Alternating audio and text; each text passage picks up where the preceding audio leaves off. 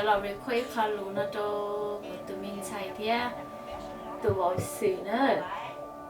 cú cho nhẹ cú trong xe chắp lại đi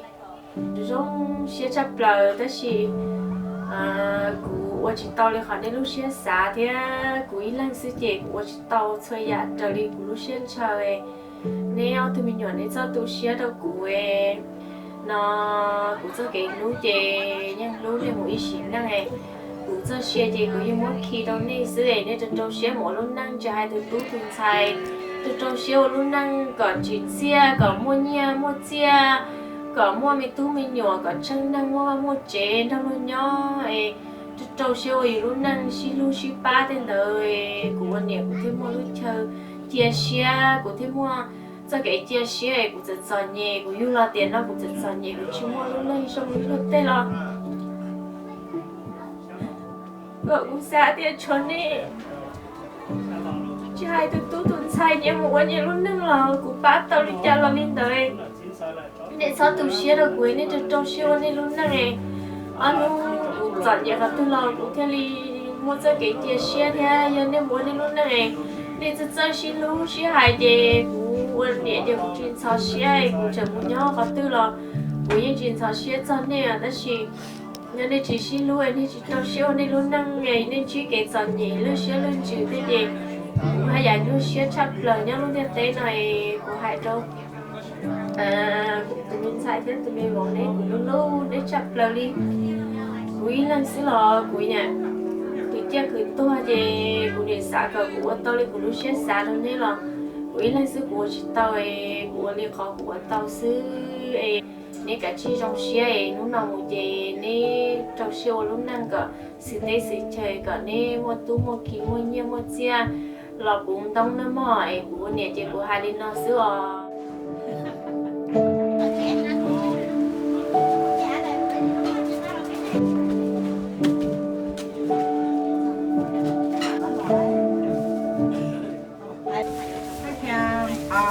I'm so happy for you and Sue. We already talked about so many things and I already said so much, but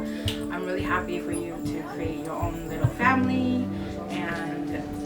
there's only going to be so many great things that you can both accomplish together.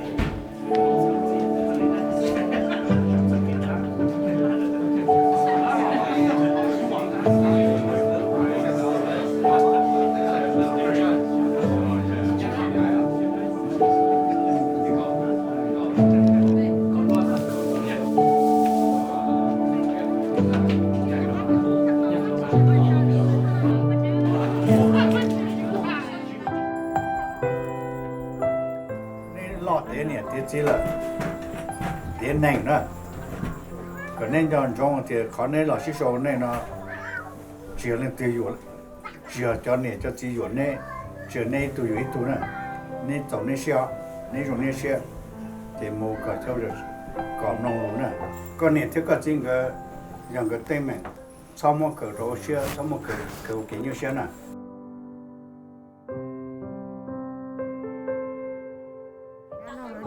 Chỉ đâu có nữa mà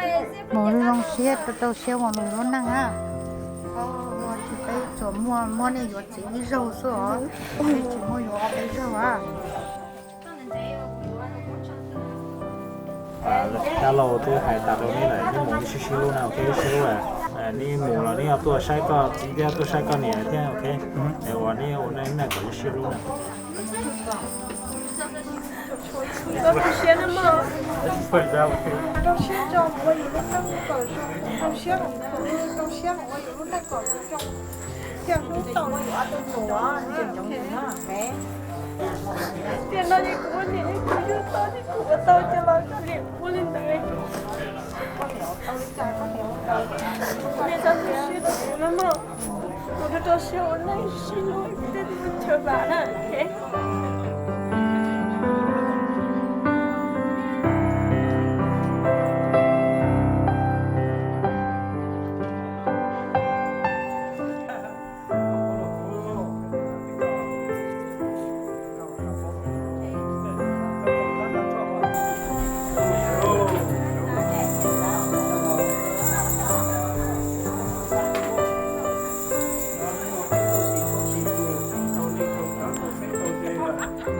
小文文给烧一种，第六章，第小文文给烧一种，按照进展路嘛。不是哦，你这啊，这个能过来老陪着。